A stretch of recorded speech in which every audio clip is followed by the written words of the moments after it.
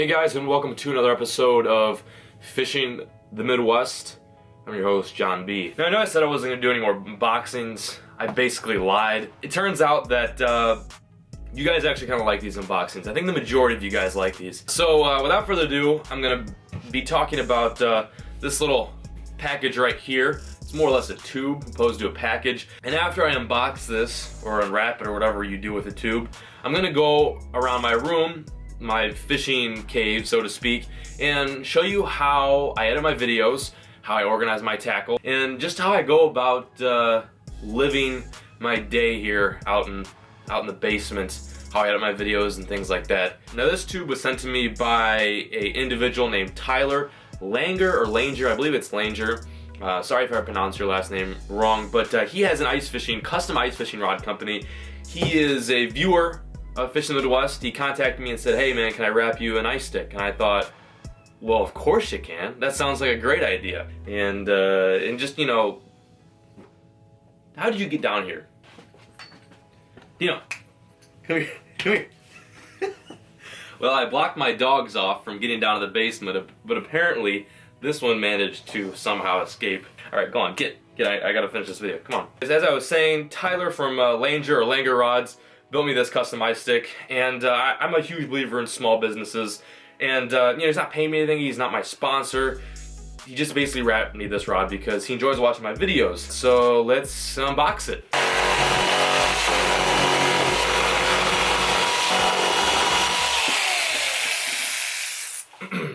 Not gonna lie, guys, I was a little nervous doing that one. That's a very, very daunting power tool. Oh my goodness. By far one of the nicest sticks I've ever owned, and I've owned some pretty nice ice fishing rods.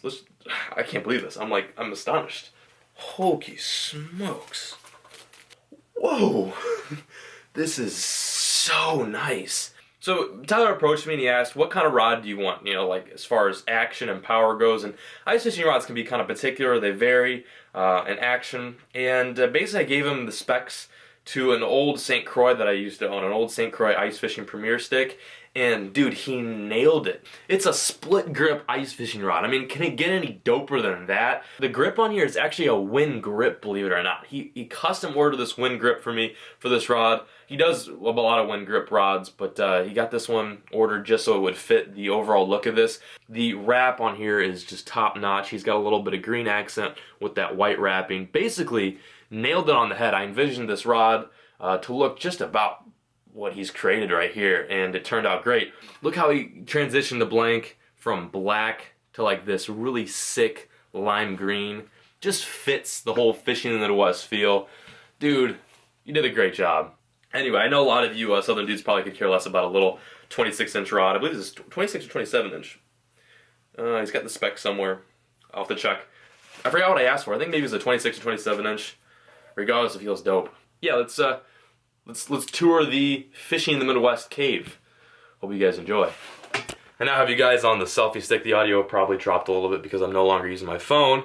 But the one thing I want to mention right off the bat is this piece right here.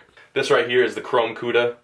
I someday want to start fishing for some barracuda, but anyway, in the meantime, I'm just going to have a little nice statue of it.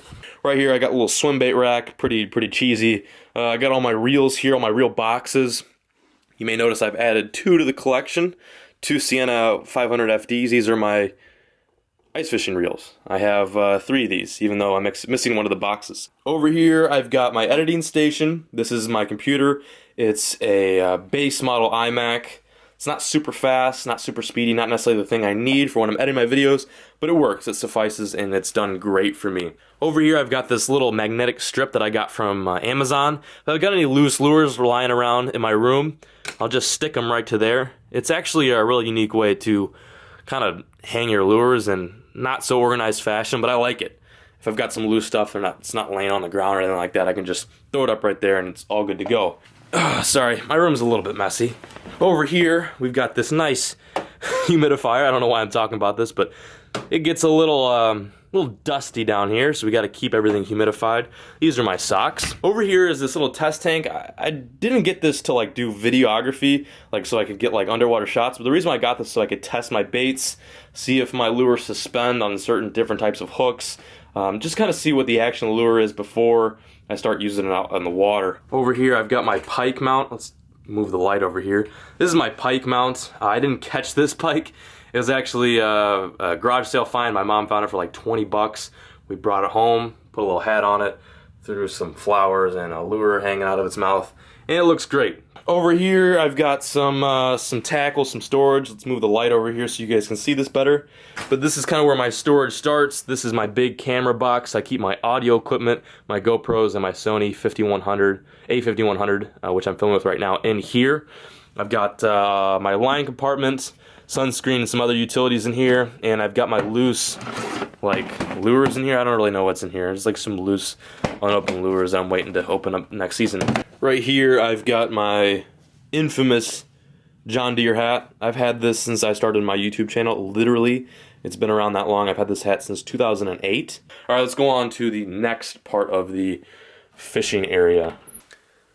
So over here I've got kind of like some more serious stuff. This is where I'm keeping the majority of my tackle until spring. I've got all my box compartments here. These are all Flambeau 5005 sizes. These are waterproof, rust-proof boxes. They're awesome. I've been using them for a little over like 3 months now, and I have no complaints thus far. Down here I've got some plastics, some craw. I think these are both craws actually. I fish a ton of craws, and I got my TWH bags to transport them from boat to boat. This is like my really cruddy, terrible system for, I don't know, organizing my reels. I've got like some of the ones I generally use the most in here. I've got my Metanium, a few Siticas, and a few other decent ones in this box right here, and eventually we'll fill this one up with more reels. Down at here we've got my very recently purchased Vexilar FL18 flasher. Had some issues with it at first, and it kind of grew on me. I almost got the FL28, but I just couldn't justify spending all that money on, you know, a system that was just a little bit different. Next to that I got my spinnerbait box, another jig box, swimbait box. These are just like a loose plastics over here. And this is my backup waterproof camera Pelican. This is a 1200 size Pelican case. Airtight, waterproof. These are the best cases you can ever buy. I'm not affiliated with this company at all, but I'm just letting you know right now, if you have a camera, a nice camera, and you want to protect it, get a Pelican. So that is about it, folks. I'm sorry this wasn't the most interesting episode on earth, but I still hope you enjoyed it. I'm working on organizing down here and building up my arsenal. And while I do so, I want to share it with you guys and keep you guys up to date. Hope you guys enjoyed today's episode. As always, good fishing, and I'll catch you guys next time on the next episode of Fishing the Midwest.